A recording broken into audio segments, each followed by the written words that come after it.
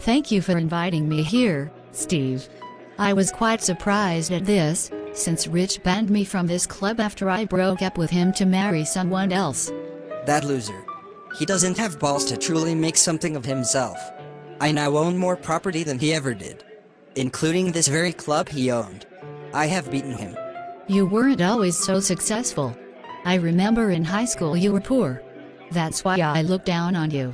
We Callis have always been rich and powerful women, even when my great-grandmother immigrated here from Sweden. Interesting.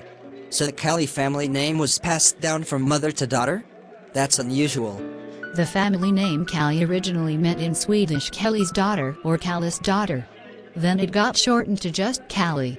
My great-grandmother decided to always pass down the Callie name to her eldest daughter, and that tradition has been kept by my grandmother, my mother, and me. And of course, I hope to have a daughter to also continue the Callie bloodline. Well, you hook up with me, I might give you that daughter. Anyway, the fact that I rose from poverty to be a multi-millionaire surely makes me a greater man than someone who either is always poor or was always rich. I know how to fight for what I want. And what I want now is you. Rich was a fool to let you go. I got his club, so next I could have you. Then my beating of him will be complete. Wow, I am impressed by how ruthless you have become. Clearly I underestimated you. Keep talking, Steve. I do like this new version of you. Maybe you are my type after all. So, Debbie Smith and her family are here. I knew her when she was living in my town in Texas. Yeah, Ted Wilson. I'm glad I met you via Facebook. Learning from you about what she was like years ago makes me despise her now. Not only is she atheist, she has also come out as a lesbian. Then together we can teach that bitch a lesson.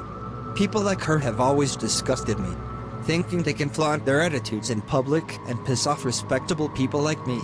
I won't allow it. We will make an example of Debbie.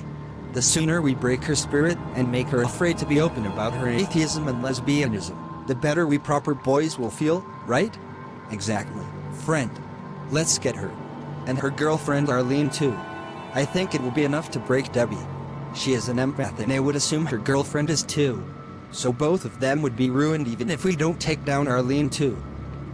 We just have to figure out how to make Debbie suffer enough to make her scared of us for the rest of her life.